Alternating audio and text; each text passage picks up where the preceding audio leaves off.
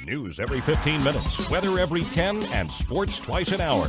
Newstalk, KGVO, AM 1290 and 101.5 FM. You're listening to Montana Morning with Peter Christian. What did Santa bring? Santa brought snow. Good morning, everyone. Montana Morning. It's Tuesday, December 27th. 2016. Right now, we do have some light snow falling, 25 degrees in Missoula right now. Our newscast this morning sponsored by Selway Armory on Stockyard Road. More guns and ammo than anyone. At Missoula, the best prices in Montana, Montana's premier firearms dealer. And on a personal note, it was very nice to be off for a few days, but it's good to be back in the saddle again. Thank you so much for your patience in not having your morning news program, but we are here today until 8 o'clock this week, and then I'll back full with the talkback beginning again on January 3rd. Many in Missoula remember the epic snowfall of 1996, when for an 8-day period there were over 17 inches of snow on the ground. However, the last 36 hours around Christmas came pretty close. Meteorologist Bob Nestor with the National Weather Service office in Missoula has these details. We have 13 inches of snow on the ground right now. That's the most amount of snow that we've had on the ground in the month of December, dating back to 1996. In 1996, there was 8 days where she had 17 inches or more snow on the ground. Nestor said the snowpack in the western Montana mountains is near normal, but the situation will be improving in the next few days up high with a winter storm headed our way, especially in the mountains. We're looking up to anywhere up to 8 to 14 inches of snow.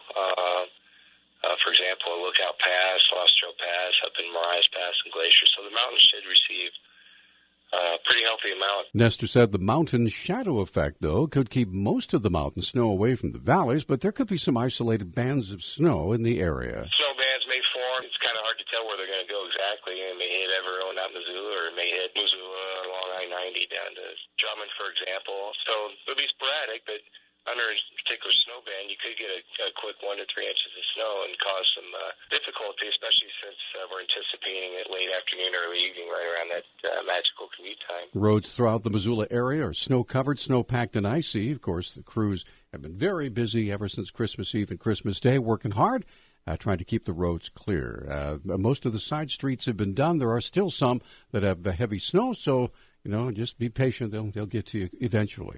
Over the objections of prosecutors, a defense attorney is seeking to delay the trial of a Wyoming man in the slaying of a couple on Montana's Crow Reservation. Jesus Denise Mendoza of Warland, Wyoming, is scheduled to face trial January 9th in federal court. Mendoza is accused of killing Jason and Tannis Shane and wounding their daughter back in July of 2015. The family had stopped to help Mendoza on a road near Pryor. He's charged with 2 counts of first-degree murder, attempted murder, and other counts. Federal defender David Merchant said experts needed for testimony are not available when the trial is scheduled to start January 9th.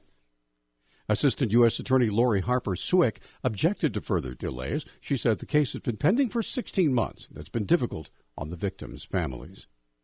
Since Talkback is on vacation until after the first of the year, Missoula County Attorney Kirsten Pabst was kind enough to deliver her weekly report on Thursday and said there were 24 cases handled last week. Sadly, 3 of those were partner-family member assault cases. One was a felony assault with a weapon, was a gun.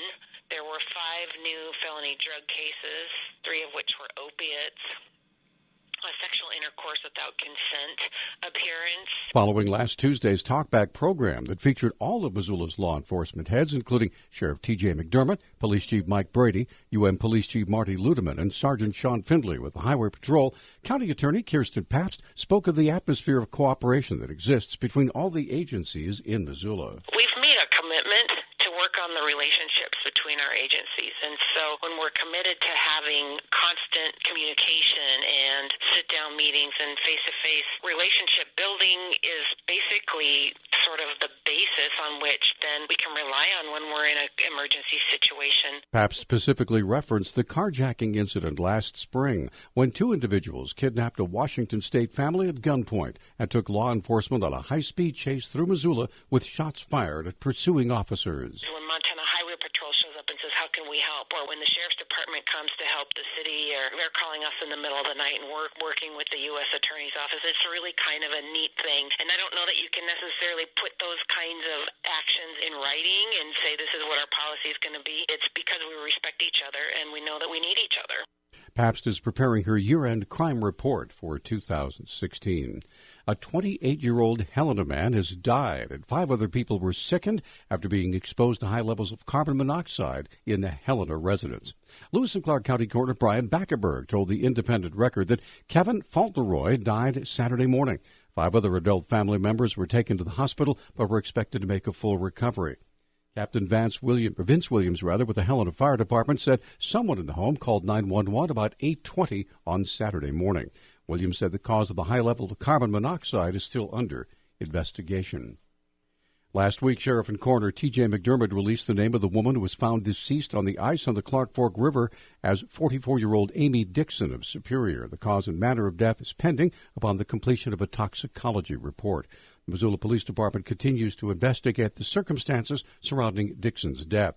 The body was transported to the State Crime Lab here in Missoula for an autopsy. Officials are looking at how well they handled huge crowds at Glacier National Park after nearly 3 million people visited this year. The Flathead Beacon reports that's a record high, and it comes as the park celebrated its 100th birthday.